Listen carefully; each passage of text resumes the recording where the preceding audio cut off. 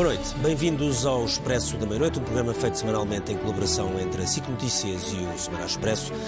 Numa semana em que tanto o Governo como o maior partido da oposição, o PSD, apresentaram aquilo que são as suas ideias para enfrentar o que é o maior problema que existe na nossa sociedade neste momento. A par de uma crise de saúde pública, mergulhámos todos na maior crise económica das nossas vidas e seguramente a maior crise económica dos últimos 100 anos. Nunca tantos desempregados apareceram em tão pouco tempo, nunca tantos portugueses estiveram em layoff, mais de 1 milhão de pessoas, e nunca tanta incerteza estivemos pela frente. É certo que a queda do PIB nunca será inferior a 7,5%, o que é um valor absolutamente brutal para uma queda em tão pouco tempo, e ninguém sabe exatamente o que temos pela frente, como vamos recuperar.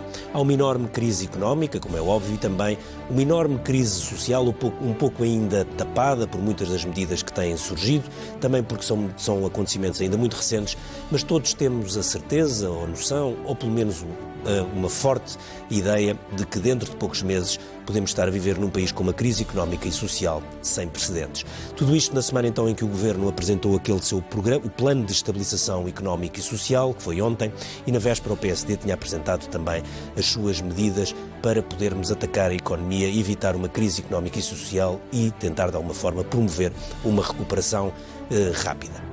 E é para percebermos esse plano que foi apresentado pelo Governo e foi também já comentado pelo PSD, que também apresentou um plano alternativo, que nos reunimos aqui esta noite e convidamos António Mendonça Mendes, Secretário de Estado dos Assuntos Fiscais, também Joaquim Sarmento, Presidente do Conselho Estratégico Nacional do PSD e que esteve também e foi um dos autores do programa do plano apresentado pelo PSD.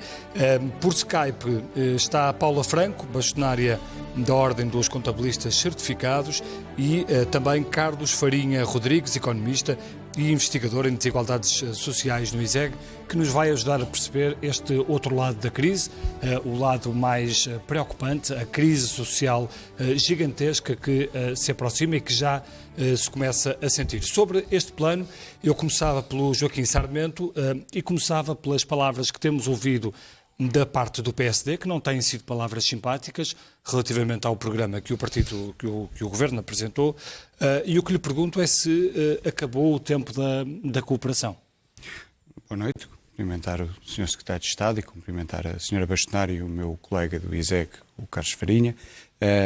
Nós, aquilo que sempre dissemos é que durante a fase de pandemia e sobretudo nas questões de saúde pública e naquilo que fossem as recomendações dos especialistas, dos virologistas, dos especialistas médicos, apoiaríamos o Governo nas medidas que fossem necessárias para conter este surto epidémico. Agora, do ponto de vista das respostas económicas, há obviamente diferenças que nos separam do Governo e que nos separam do Partido Socialista e nós nunca abdicámos, fizemos no dia 4 de Abril a apresentação de um programa de medidas de resposta económica. O senhor disse que é uma lista de medidas sem rumo. Disse numa entrevista ao Observador. Sim, eu referi isso. Não, este programa que o Governo apresentou ontem é um PowerPoint com 25 slides de bullets, porque depois o resto é capa e títulos, e de facto não tem um objetivo, não tem um rumo, é um conjunto de medidas avulsas sem que percebamos muito bem para que objetivos é que aquelas medidas são construídas. É excessivo falar em propaganda política, é isso? Não, isso é excessivo, quer dizer, eu acho que o Governo estará seguramente a procurar desenvolver o seu trabalho. Agora, o que assistimos ontem, eu não estou a dizer que o Governo não vai apresentar depois, mais à frente, um plano, até porque já tem um consultor especial, ou um para-ministro, ou como se queira chamar, para preparar esse plano. Mas neste momento, aquilo que foi apresentado ontem é de facto um conjunto avulso de medidas sem que se perceba qual é a orientação estratégica para a economia. Mas o que é que o PSD esperava? Esperava uma coisa mais aprofundada? Com que tipo de orientações? Eu acho que o que o país espera do Governo é que apresente um plano coerente e que mostre a visão do Governo, depois podemos obviamente concordar e discordar, quer na visão, quer nas medidas, mas que apresente qual é a visão do Governo para os próximos anos e como é que vamos recuperar a economia desta quebra brutal do PIB que se estima que possa ficar entre os 7% e os 10%.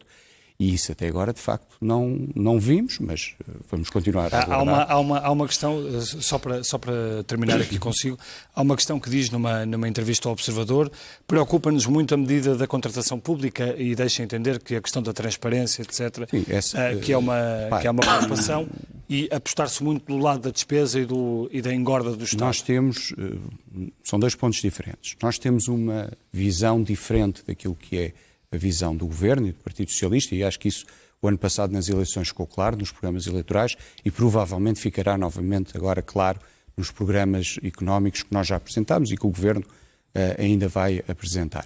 E, portanto, nós achamos que o foco do Programa de Recuperação Económica tem que ser as empresas, o investimento privado, as exportações. O Governo estará provavelmente mais inclinado para o Estado, para a despesa pública e para o investimento público. São visões diferentes. A questão da contratação é diferente. Um dos problemas do documento que foi apresentado ontem é que tudo aquilo é muito genérico e, portanto, quando vemos ali a agilização das medidas de contratação pública e do Código dos Contratos Públicos, nós não sabemos em concreto o que é esta agilização. Agora, sabemos que o Código dos Contratos Públicos, que aliás é uma transposição em grande medida de uma diretiva europeia de 2008, portanto até de um governo do Partido Socialista, teve um papel essencial na redução de um conjunto de más práticas que normalmente está associado à contratação pública e, sobretudo, às empreitadas de obras públicas, nomeadamente há estudos académicos que mostram que o Código dos Contratos Públicos reduziu o nível de desvios financeiros nas obras públicas em Portugal em diferentes setores, transportes, autarquias, etc.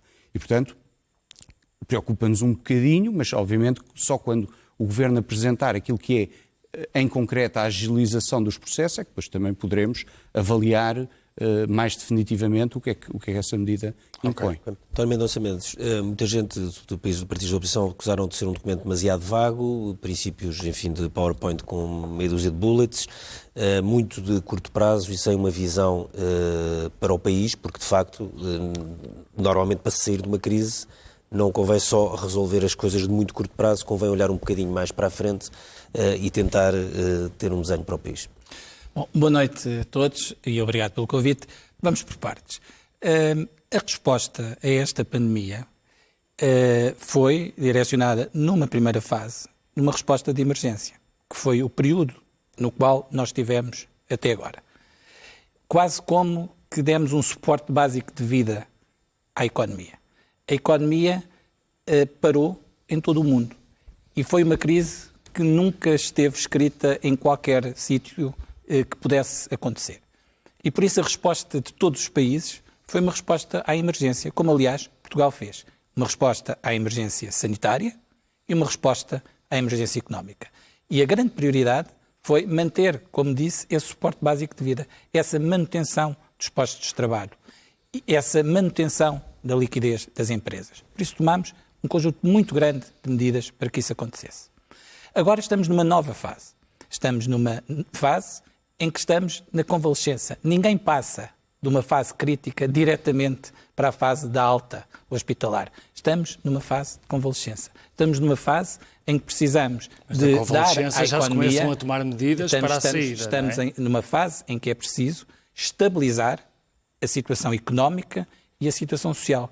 E essa estabilização da situação é absolutamente fundamental para preparar uma outra fase a partir de janeiro, que é a fase da recuperação associada àquilo que são os instrumentos que, ao nível da União Europeia, estão a ser criados para suportar essa estratégia de recuperação e relançamento da economia. Mas para isso precisamos de lá chegar com empresas, precisamos de lá chegar com famílias, com proteção social. Mas o que o PSD diz é que as empresas de certa forma foram esquecidas. Eu peço desculpa, deixe-me só dizer o seguinte, e antes de chegar ao programa, propriamente dito, há uma coisa que eu tenho que aqui frisar, que é para que fique muito claro relativamente a esta questão da agilização da contratação pública. Porque o pior que pode haver na vida pública é que haja uma suspeição permanente sobre os propósitos de determinadas iniciativas.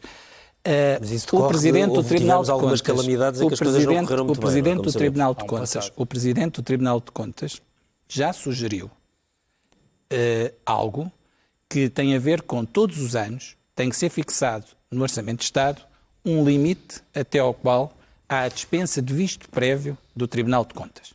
Essa dispensa de visto prévio não significa que a despesa pública não seja depois sujeita a um controle posterior. E, portanto, aquilo que nós não podemos fazer é, ao mesmo tempo, estar a dizer que precisamos de fazer pequenas obras, como é muito importante o programa de retirada do amianto das escolas. É muito importante programas de reabilitação dos nossos bairros sociais. E, portanto, aquilo que está proposto é que possa haver uma agilização na subida do limite, que é o limite de dispensa de visto prévio, de 350 para 750 mil euros, repito, como foi sugerido pelo Presidente do Tribunal de Contas. E, portanto, há a garantia que isso não abre a porta, como aconteceu no passado, para episódios menos positivos. Acho que o pior que todos podemos fazer é achar que sobre os decisores públicos há uma presunção de desonestidade. Não há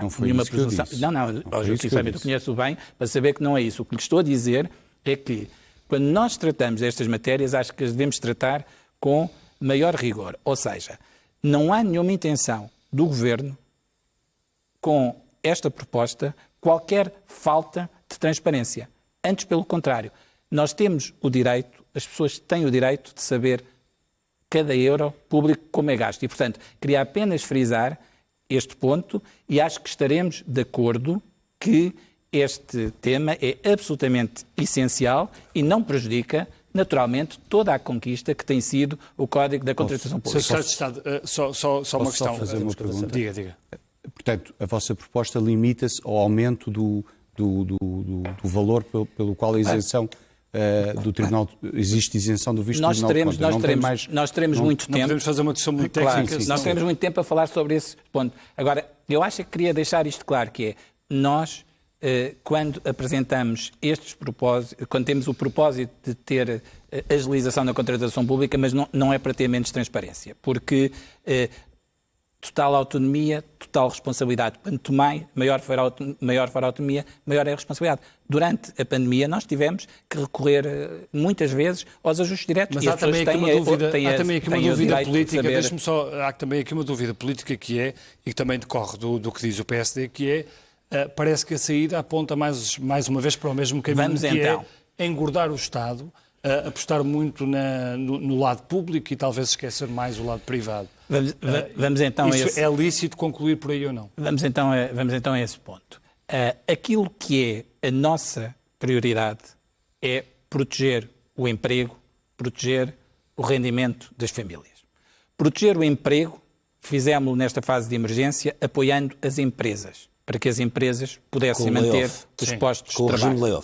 Estamos agora novamente a apoiar as empresas para esse propósito. Nós estamos a fazer três instrumentos para as empresas. Nesta fase, repito, de retoma, nós estamos a sair de uma fase em que a economia e os setores económicos estavam fechados, muitos deles, ou muito limitados em termos de funcionamento por determinação do Estado, e agora estamos numa fase de retoma. E aquilo que estamos a apoiar é as empresas que se mantenham encerradas por determinação do Estado, continuam a poder beneficiar do layoff. O layoff vai ser simplificado, vai ser renovado. E há um apoio à retoma da atividade pela forma como o Estado vai continuar a comparticipar o salário dos trabalhadores que é pago pelas empresas e vai, ou então, em alternativa, há ainda um mecanismo de pagamento por cada posto de trabalho a essas mesmas empresas. Agora, ao mesmo tempo, estamos a dar mais rendimento aos trabalhadores. Os trabalhadores que saem da situação do layoff, que entram em empresas na retoma da atividade, vão também passar paulatinamente a ter mais rendimento. E permitam-me só dizer... temos os outros convidados. Claro, peço desculpa a todos, mas na proteção dos rendimentos, aquilo que estamos a apostar é, por um lado, aqueles trabalhadores que estiveram em layoff e que tiveram perda de rendimento, porque é importante ter isso presente, um complemento de estabilização que permite aos trabalhadores que têm até 2 salários mínimos, ganham até 2 salários mínimos nacionais, poderem recuperar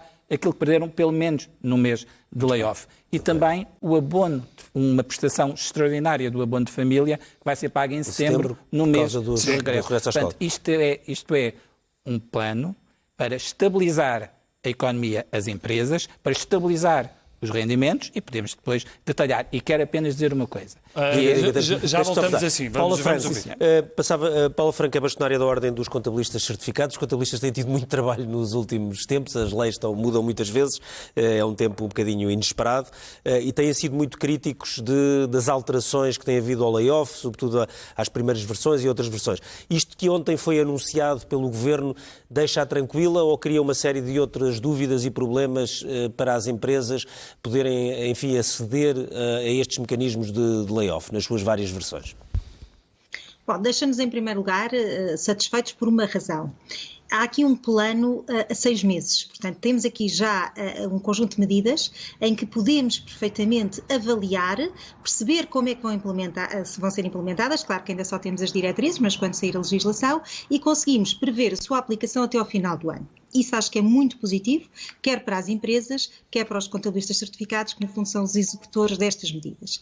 E ressalvo este aspecto como positivo, porque realmente, e como disse o Sr. Secretário de Estado, e aproveito para cumprimentar a todos, porque ainda não cumprimentei, e como disse o Sr. Secretário de Estado, houve primeiro um plano de emergência e as empresas estão muito expectantes. Portanto, obviamente que nas medidas se quer saber também o futuro, o tal de longo prazo que é necessário e que o Joaquim Sarmento referiu, mas eu acho que as empresas neste momento precisavam disto, precisavam de saber o que é que podem contar até ao final do ano.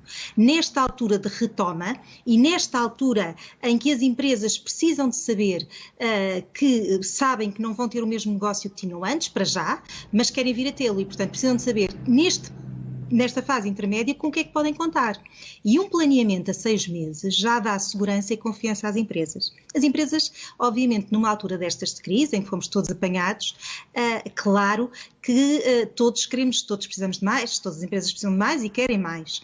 Mas, dentro daquilo que é possível, eu acho que o conjunto de medidas que foi apresentado vem satisfazer algumas necessidades, porque vem, ao mesmo tempo, introduzir a necessidade de as empresas retomarem e de começarem a trazer os trabalhadores para a atividade. E, portanto, isto também é positivo, porque não podemos estar aqui também à sombra de um processo de layoff sem data limite. Portanto, quem já pode abrir, quem pode trabalhar, tem que procurar o seu negócio e estas medidas vêm permitir que, com alguma ajuda ainda, os empresários procurem reativar os seus negócios, reinventarem-se, que é algo muito necessário. Paulo Franco, deixe-me só fazer-lhe uma pergunta, porque falava aí na possibilidade das empresas poderem retomar os seus negócios, mas uma das questões que mais se discutiu nos últimos meses foi a dificuldade das empresas acederem às linhas de crédito, porque houve muita coisa que correu mal. Acha que a partir de agora essas questões ficam menos complicadas, pelo menos?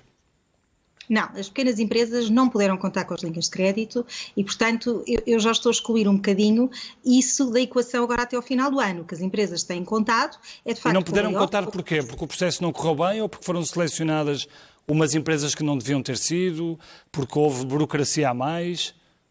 Olha, por variadíssimas razões. Por todas essas razões que referiu, houve burocracia a mais, são processos demorados e que não se conseguiram adaptar à realidade de emergência, que é algo que eu não consigo perceber. Todos nós tivemos que nos adaptar e, portanto, a banca também se devia ter adaptado, obviamente com responsabilidade e com avaliação dos riscos que seriam necessários, mas estabelecendo medidas precisamente para uma situação fora do normal, que era a que estávamos a viver. Depois houve realmente muitas situações de muitas empresas que conseguiram recorrer e que se calhar não tinham grandes necessidades. E as empresas que efetivamente tiveram que parar e tiveram que encerrar as portas, muitas vezes não tiveram possibilidade de ter acesso. Possibilidade porque são microentidades, porque são empresas que não apresentam tantos critérios de risco, portanto, e por isso mesmo não conseguiram ter acesso. Eu diria que as pequenas empresas e aquelas que no fundo viram um bocadinho os seus rendimentos completamente encerrados, encerrou a atividade, mas também encerraram os recebimentos, isto é, deixaram de receber qualquer valor, não tiveram o apoio que necessitavam. E por isso eu tenho baseado muito mais, tenho sido muito crítica em relação à banca e continuarei a ser. Aliás, uma das medidas que eu me Portanto, parece... o Banco de Fomento é bem recebido. É bem recebido se funcionar, claro que nós estamos na expectativa, enquanto as coisas estiverem previstas e não falharem, a expectativa é sempre positiva e, portanto, um banco de fomento neste momento não seria necessário, porque temos uma Caixa Geral de Depósitos que é, no fundo, um banco do Estado e, portanto, não deveria ser necessário, mas sendo necessário, acho que pós-crise, que vai ser grande, é muito importante termos mecanismos também financeiros que estejam muito mais abertos para as empresas e que estejam muito mais acessíveis às empresas. E a banca falhou, não há dúvida. Só ainda há aqui um ponto, em relação àquilo que o Joaquim Sarmento disse sobre a questão da contratação pública, gostaria só de deixar um ponto. Eu percebo perfeitamente a burocracia da contratação pública e os problemas que a contratação pública dão. Mas, de facto, qualquer situação que nos desvie, e é um mecanismo que tem evitado realmente um desperdício ou uma utilização abusiva dos valores, eu acho que neste momento pode ser necessária, mas acho que há uma coisa que é muito importante os portugueses saberem, é que o mais importante nisto é haver um bom controle das contas públicas, e isso ainda não existe. Precisamente aquilo que o Sr. Secretário de Estado estava a dizer, que é sabermos onde é que se gasta o dinheiro, é fundamental. E se a maior parte dos portugueses provavelmente não sabe que as contas portuguesas não são feitas por profissionais qualificados. Não há um contabilista certificado a certificar as contas. Portanto, é uma coisa que é fundamental e nesta altura seria fundamental aqui o Sr. Secretário de Estado... Já está a fazer aqui o seu lobby, já está a fazer o seu lobby direto. Ok. Obrigado. É verdade, o seu dono, os profissionais são aqueles que têm competência e os portugueses precisam de saber onde é que se gasta o dinheiro. E o melhor controle que podemos ter é contas públicas credíveis e termos profissionais que se responsabilizem por elas. E, portanto, é um ponto muito importante que o Estado, perante esta crise grande que vamos ter, devia apostar fortemente. Paula Franco, eu passo a palavra ao Carlos Farinha Rodrigues, é economista, é professor do ISEG, que também, tal como é colega do Joaquim Sarmento. O Carlos Farinha Rodrigues é um dos maiores especialistas portugueses sobre o estudo de pobreza e desigualdades sociais. Fez trabalhos muito grandes nos últimos anos, sobretudo nos anos ali da Troika, e alguns desses trabalhos até foram um pouco polémicos e criticados pelo então governo. A pergunta que eu lhe faço é, o que está a ver agora, o que está pela frente, é de uma dimensão superior ao que vivemos nos anos da Troika, ali depois do resgate de 2011? Muito boa noite a todos. Muito obrigado pelo convite. Nós, quando olhamos, por exemplo, para este plano de estabilização agora apresentado, é preciso situá-lo no atual contexto social. Se, em termos da crise sanitária e da crise provocada diretamente pela epidemia, nós já ultrapassámos há bastante tempo o pico da crise, eu tenho algum receio que o pico em termos da crise social ainda não tenha sido alcançado. E, portanto, eu olho muito para este programa de estabilidade, plano de estabilização, como um conjunto de medidas que ainda são medidas de emergência social, não são ainda as alterações que nós precisamos de forma sustentada para resolver os problemas sociais, mas, nesse aspecto, eu considero que há um conjunto de medidas que são positivas. Aliás, lendo o próprio programa do PSD, eu acho que há algumas medidas que são com diferentes nuances no mesmo caminho, que é proteger o emprego, proteger os rendimentos das pessoas e até utilizando mecanismos com alguma semelhança, embora não necessariamente da mesma forma, como o abono de família. Bom, dito isto, é verdade que há ali aspectos que traduzem alguma insuficiência e alguma fragmentação. Em particular, eu penso que continua a notar-se neste conjunto de medidas de apoio em termos sociais uma certa predominância da proteção das pessoas que já tinham uma relação formal com o mercado de trabalho. Ora, um dos aspectos que esta crise, do ponto de vista social, revelou foi que ela teve um impacto muito grande sobre largos setores da população que estavam afastados de uma relação formal com o mercado de trabalho, o que significa que estavam também afastados dos mecanismos tradicionais de proteção social e que sofreram fortemente com a crise. É verdade que esta preocupação está no plano de estabilização, mas eu espero que venha a ser levado mais a sério, não só para apoiar essas famílias, como também para aproveitar esta crise. Todas as crises são também uma forma de oportunidade para os trazer para o sistema. Agora, se me pergunta, e depois, o que é que se faz depois disto? Bom, é necessário, de facto, passar deste plano de estabilização, destas medidas de urgência, do ponto de vista social, para um plano de recuperação económica e social que seja inclusivo e que tenha em conta estas preocupações sociais. Respondendo diretamente à sua questão, eu acho que neste momento ainda não atingimos os elementos de crise que aconteceram no período 2010-2014, que deram origem à intervenção da Troika, mas a crise social continua a ser muito grave. E um dos aspectos que é necessário termos em conta é que depois da crise anterior, a partir de 2014, houve um processo de recuperação dos rendimentos, houve um processo de diminuição dos indicadores de pobreza e de desigualdade que foi muito significativo, mas grande parte dos drivers, dos determinantes da pobreza e da desigualdade mantiveram-se dormentes na nossa sociedade. E o que esta crise atual veio pôr a nu foi que esses fatores continuam latentes na nossa sociedade, que continuam a gerar pobreza, exclusão social e desigualdade e que, portanto, é necessário, numa primeira fase, medidas mais pontuais como estas que são agora apontadas, mas de seguida é preciso repensar fortemente o nosso sistema de proteção social. Penso que, claramente, nós temos que pensar em políticas novas, temos que pensar numa redefinição de quem devem ser os atores no combate à pobreza, à exclusão social e às desigualdades, e pensar muito bem como é que nós vamos repensar as diferentes formas de agir que necessariamente têm que ser integradas para evitar situações mais graves de pobreza e de exclusão social. Muito obrigado, Carlos. Sim. Passamos só aqui ao Joaquim Sarmento e retomando a discussão que tínhamos há pouco no arranque do programa sobre este plano, deu a entender que havia aqui alguns sinais que preocupavam o PSD. O que lhe pergunto é se esses sinais que o preocupam se têm a ver com um certo passado, com um certo tipo de responder, uma certa forma de responder à crise que aconteceu no passado e que pode estar agora a repetir-se.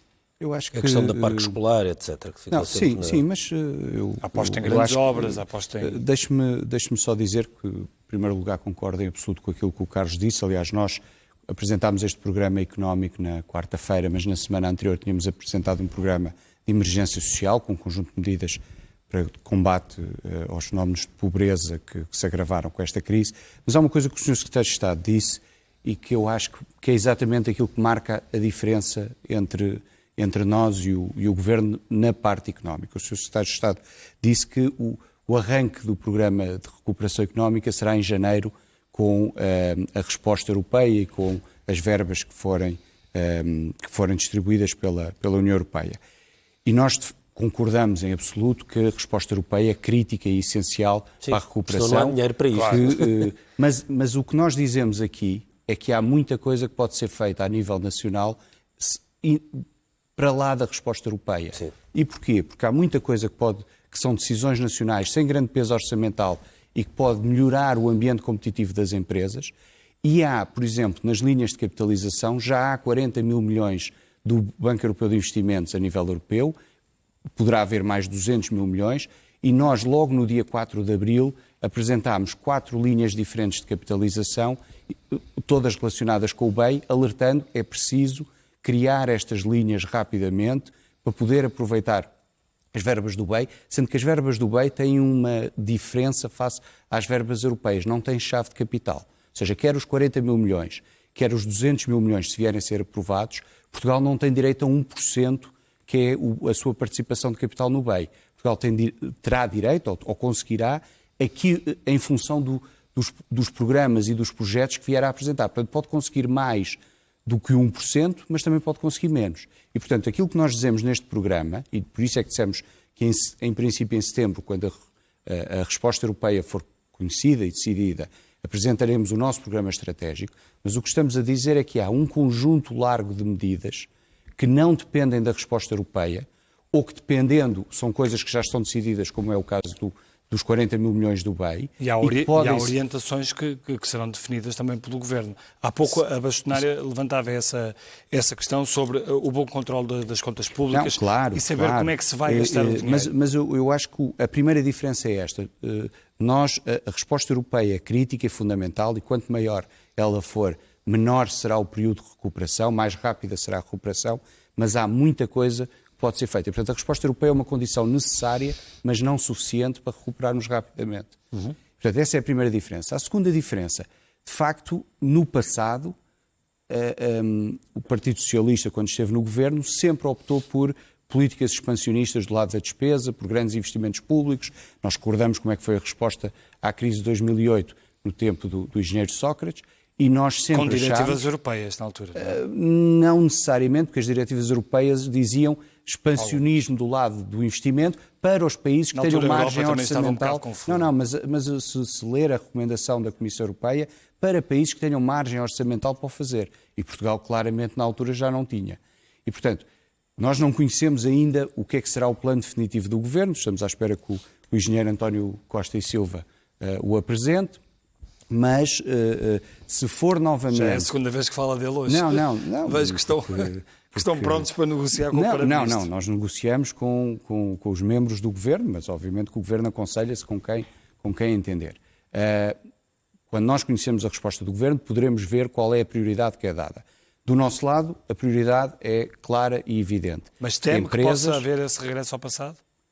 Temo que possa haver alguma tentação de voltar a grandes obras públicas que têm um efeito multiplicador muito pequeno e que depois, em alguns casos, até se transformam em elefantes brancos, pesando, honorando os contribuintes todos os anos. Essa questão é importante porque poderá dizer-se... É uma discussão, enfim, para os economistas, mas acho que, enfim, todos nós e os espectadores também sabem, é que o dinheiro que é colocado na economia não tem todo o mesmo resultado e, sobretudo, não tem o mesmo efeito reprodutivo ou efeito multiplicador. Há umas coisas que ficam ali e há outras que têm um efeito multiplicador e mais perene nas sociedades. Sabemos que em várias fases, nomeadamente depois da crise de 2008, grande parte do investimento que foi feito, independentemente da sua bondade, acabou por não ter nenhum efeito multiplicador e a grande discussão do parque escolar era isso, não era a questão de que as obras faziam falta nas escolas, faziam. A questão é que, de facto, o que foi feito, o efeito multiplicador, pelo menos no curto prazo, foi muito difícil de perceber.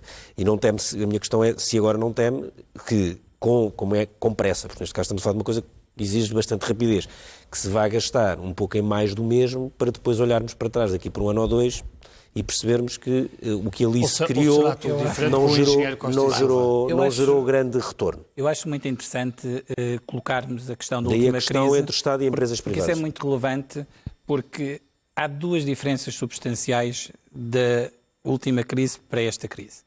A primeira tem a ver com o ponto de partida do país. E o ponto de partida hoje do país é muito diferente do ponto de partida que estávamos na outra crise. Isso é diferente, em termos de contas públicas. E quando estávamos a falar do passado do PS, nós podemos falar deste passado, que foi o passado que nos trouxe às contas certas, o passado que nos trouxe a uma estabilização do sistema financeiro, o passado que nos trouxe em condições mais favoráveis de responder à crise. Apesar de tudo, e há uma segunda alteração, que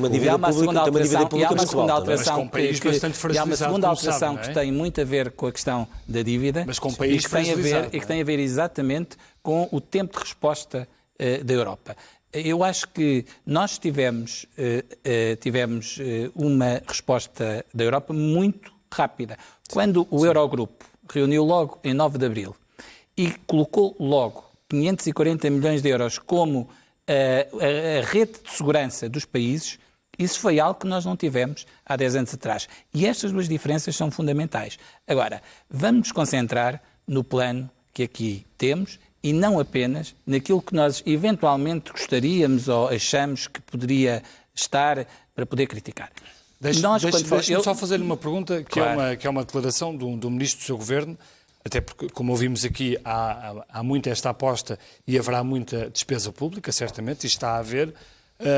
Se esta despesa pública serão impostos amanhã, como disse o Ministro Cisa Vieira. Bernardo, e se isso é uma razão para que os portugueses tenham medo de mais impostos? Bernardo, o professor Joaquim Sarmento dirá seguramente o mesmo. Toda a despesa que é feita pelo Estado é paga através dos impostos. Isso não há a mínima dúvida.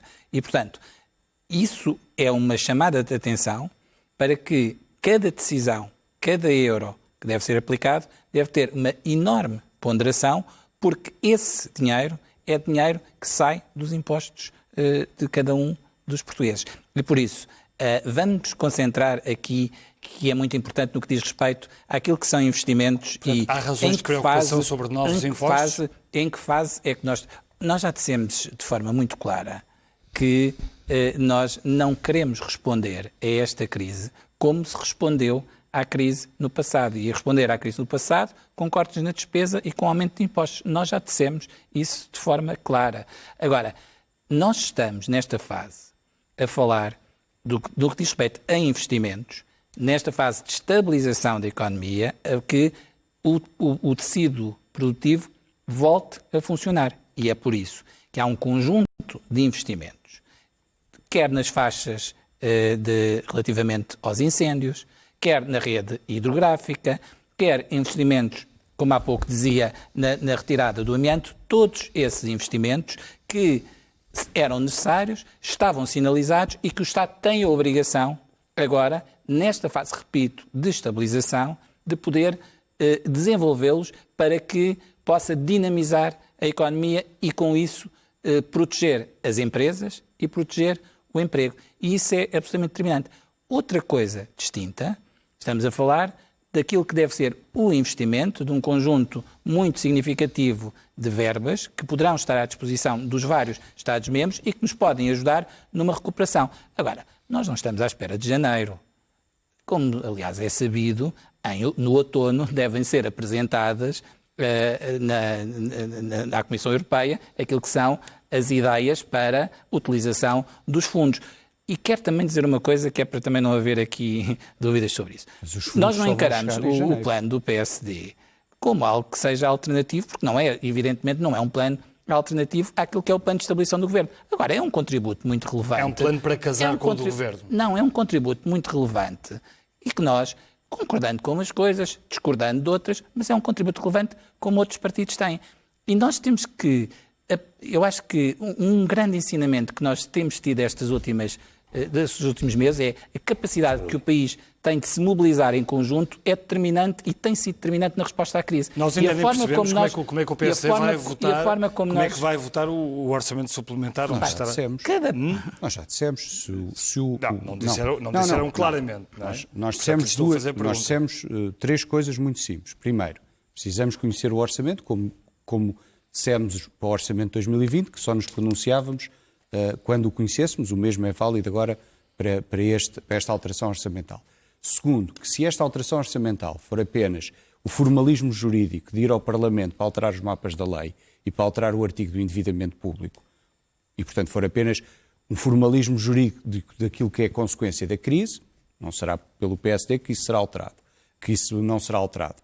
Esse foi o segundo ponto. Terceiro ponto, tudo o que for policy terá que ser avaliado e obviamente há medidas neste documento do Governo, há medidas com as quais nós concordamos, algumas delas são coincidentes, o reforço do SNS, escola digital, mas depois, quando se chegar à alteração orçamental... O reforço do SNS acho que tem estado em vários programas nos últimos anos. Sim, e portanto, isto para dizer, nós primeiro queremos conhecer o orçamento suplementar, segundo, tudo o que for formalismo jurídico da alteração dos mapas da lei para responder à inevitabilidade do aumento de despesa e da redução de receita por nós ter aprovação. Terceiro, tudo o que for policy teremos que analisar, umas coisas teremos a favor, outras seguramente teremos contra. Paulo Franco, uma das questões fundamentais, obviamente, o Dr. Mendonça Mendes tem estado muito a falar do papel do Estado, mas é o papel das empresas. Quando olha para o que vê, não lhe peço nenhum segredo profissional, há uma coisa que é evidente em qualquer crise. Sabemos isso, é que há empresas que não sobrevivem. e que não sobrevive. Quer dizer, já normalmente, no mercado normal que funciona, há empresas que abrem, empresas que fecham, mas sempre que há uma crise, e sobretudo uma crise abrupta e violenta, há empresas que não sobrevivem, sobretudo as que já estavam, de alguma forma, ou descapitalizadas ou ligadas à máquina, se quisermos. Da análise que faz, enfim, da sua experiência, a ideia que tem, com os casos que vê, é de que há muita empresa que não vai sobreviver, ou acha que a maior parte das empresas portuguesas tem capacidade para ultrapassar isto? Eu, surpreendentemente, acho que vai ser menor o número que era expectável no início de empresas que não vão sobreviver. As empresas fizeram um esforço enorme e o recurso ao layoff demonstrou isso, e apesar de ter havido um aumento de desemprego muito grande em abril, depois em maio já se verificou tal estabilidade, porque muitas empresas optaram realmente pela aposta de que teriam visibilidade e que teriam viabilidade para o futuro. E por isso essa viabilidade está apostada precisamente no recurso ao layoff.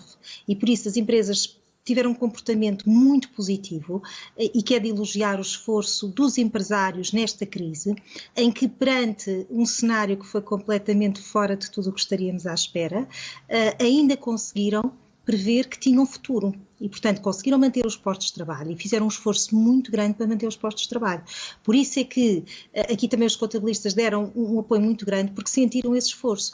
E ainda ontem, quando saiu estas novas medidas, este novo plano de estabilidade, eu falei com vários empresários que me diziam que isto continua a ser a luz ao fundo do túnel, e por isso é que eu vejo como positivo algumas destas medidas em que nos próximos 6 meses os empresários têm um horizonte daquilo que eles gostariam de ter mais, claro, mas o que é importante para os empresários é terem segurança e confiança naquilo que podem ou não ter como apoio. A questão do layoff devia ser prolongada por mais tempo, ou acha que esta proposta é boa? Isto é um prolongamento do layoff, na prática. Portanto, primeiro houve mais um mês. Não, mas poderia ser por um período mais alargado.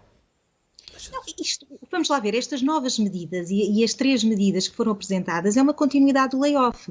A única diferença que elas têm é que obrigam só a apoio nas horas não trabalhadas, isto é, obrigam a que os trabalhadores tenham pelo menos 50% de horas trabalhadas. E isto é precisamente aquilo que é a continuidade de um layoff, que é não o layoff como o conhecemos no passado, mas o layoff de uma situação de crise, que é, continua a haver o apoio e continua a haver a comparticipação do Estado, mas as empresas vão chamar os seus trabalhadores a trabalhar para recomeçarem as suas atividades e diminui esse mesmo apoio. Portanto, o equilíbrio aqui parece-me bastante positivo, porque o que se quer é que as empresas voltem a trabalhar, voltem a ter atividade, voltem a ter rendimentos e que vão deixando, não é? E vão criando riqueza para deixarem de necessitar deste apoio do Estado. Portanto, uma das medidas que temos aqui previstas é, de facto, a continuação do layoff, ainda que com o regresso de pelo menos 50% do tempo de trabalho dos trabalhadores. E, portanto, a diminuição depois a partir de outubro. Portanto, isto é uma continuidade do layoff. E, aliás, o modelo é exatamente o mesmo. Só que a diferença é não permitir que estejam trabalhadores sem trabalhar, precisamente para a introdução na economia. Portanto, parece-me bastante positivo. E falei com alguns empresários e estão também bastante receptivos a estas medidas. Deixe-me passar para o Carlos Farinha Rodrigues, estamos quase a terminar. E o que lhe pergunto, Carlos, é se, do ponto de vista social, que grandes transformações é que antecipa depois desta pandemia? Bom, as crises geralmente têm o seu custo social, o custo humano, mas também são uma oportunidade de mudança. E eu acho que nenhum de nós pode ter a ilusão que daqui a 6 meses, admitindo que tudo corre pelo melhor, nós vamos estar na situação que estávamos no dia 1 de janeiro deste ano. Não. Há mudanças que vão ter que ser implementadas, nomeadamente em termos sociais. Esta crise revelou algumas fragilidades muito nítidas na nossa situação social e, portanto, eu penso que nós vamos ter que alterar políticas, vamos ter que ter, como eu já referi, um processo de integração progressivo no sistema de proteção social de grande parte dos trabalhadores que anteriormente estavam fora desse sistema, e isso implica, de alguma forma, combater certos tipos de precariedade e de exclusão. Vamos ter que repensar medidas como o complemento solidário para os idosos, como o abono de família, como o rendimento social de inserção, ou seja, claramente nós estamos praticamente a fazer 25 anos do RSI. É necessário fazer um balanço muito exaustivo do que foi a experiência passada, de quais foram as suas potencialidades, de quais foram os seus erros, e repensar de uma forma integrada estes vários elementos de políticas. Mas implica também repensar os atores do ponto de vista social. Eu, claramente, acho que o Estado tem que ter um papel reforçado em termos de intervenção social. O Estado não se pode demitir disso. É evidente que o setor social e o setor privado é importante. Agora, mas, Carlos, o Carlos tem a noção de que o Estado vai ter um déficit brutal este ano, arrisca-se a ter também no próximo ano, vai ficar com contas para pagar, embora com todas as ajudas da União Europeia, que os Estados todos da Europa vão ter um desafio pela frente extraordinariamente... Não tenho dúvidas nenhumas disso. Agora, eu penso que o reforçar estes mecanismos implica reforçar a sua eficácia, mas também a sua eficiência. E nós aí podemos ter ganhos em termos de afetação dos fundos. Por outro lado, como eu estava a dizer, temos que repensar os autores. O setor social evidenciou fragilidades que claramente temos que acompanhar. Eu, por exemplo, há um aspecto nas nossas políticas sociais que para mim sempre foi muito estranho. Porque é que as autarquias, o poder local, não está inserido no conjunto das políticas enquanto tal? Das políticas sociais e das políticas económicas de combate à pobreza e à exclusão social. Não significa que não haja muitas autarquias que tenham um papel importantíssimo nesta área, mas de alguma forma viram-se como que afastadas deste processo.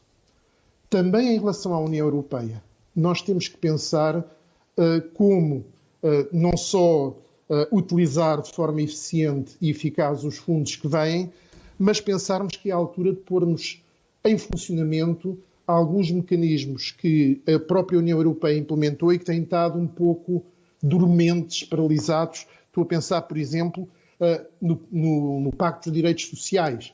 Claramente, esta crise pode ser uma oportunidade para reviver isso. Eu gostava deixa-me passar aqui ao... Deixa-me só dizer um aspecto... Sim, tem que ser rápido. Estamos mesmo a acabar. Sim, está, muito rápido. Hoje a Susana Peralta tinha... interessante no público, em que ela dizia que esta crise também, para além dos fundos, vai abrir oportunidades de alargar o âmbito de certas intervenções a nível europeu que anteriormente não estavam disponíveis. E isso é particularmente importante, por exemplo, em políticas fiscais mais eficazes que permitam uma maior tributação, nomeadamente das grandes multinacionais das grandes empresas internacionais, que até agora não era feito e que Portugal sozinho não conseguiria fazer. Muito bem, e eu não posso deixar de aproveitar a oportunidade de ter aqui o Secretário de Estado dos Assuntos Fiscais para lhe perguntar sobre os reembolsos do IRS, até porque o dinheiro faz falta a muita gente. Tinha dito aqui há uns tempos que tudo correria como no ano passado e há notícias de atrasos. Claro, eu vim aqui a esta estação de televisão no dia em que abriu a campanha de IRS garantir que os reembolsos seriam feitos dentro dos prazos legais. Eu não sei se o Bernardo ou o Ricardo já receberam o vosso reembolso ou o Joaquim Sarmento. Há uma coisa Confesso que estou atrasado. Há uma coisa que quero assegurar. Quase 1.500.000 pessoas já receberam o seu reembolso. Mas há notícias de atrasos, muito importante. Não há aqui do lado do Estado a ficar não há nenhum atraso. Nós, este ano, nós temos sido muito transparentes. Nós iniciámos os reembolsos no dia 21 de abril. O ano passado tínhamos iniciado um bocadinho mais cedo. A situação é diferente. Agora, sim, há menos liquidez, não, os reembolsos estão a correr com toda a normalidade e temos a expectativa que ao longo deste mês de junho, o grosso dos reembolsos sejam pagos. Não há nenhuma questão com os reembolsos, estão a processar-se de forma absolutamente normal. Mas já agora permita-me dizer uma coisa. Diga só. É que a execução orçamental de abril, do boletim da DGO, falava em menos que 400 milhões de euros. Mas é evidente, porque Joaquim Sarmento, se começou no dia 21 os reembolsos... Não, mas face ao ano anterior. Se este ano começou no dia 21 e o ano passado começou 10 dias antes, é normal que haja uma diferença. automáticos. Vamos acordar pela síntese deste orçamental. Mas, agora há uma coisa muito relevante, que é este governo reembolsa muito mais rápido do que qualquer outro governo anteriormente. Por isso é que as pessoas estão a estragar. Claro, mas as pessoas vão receber com naturalidade porque esse dinheiro é-lhes devido e seguramente que vão ser, e mais, muito antes do prazo legal terminar. Você vamos ficar com a caixa de correio cheia de espectadores, de certeza. Vai ser a noite toda a receber mails aqui no atendimento. Nós somos mais lentos depois no reembolso desses mails, mas enfim.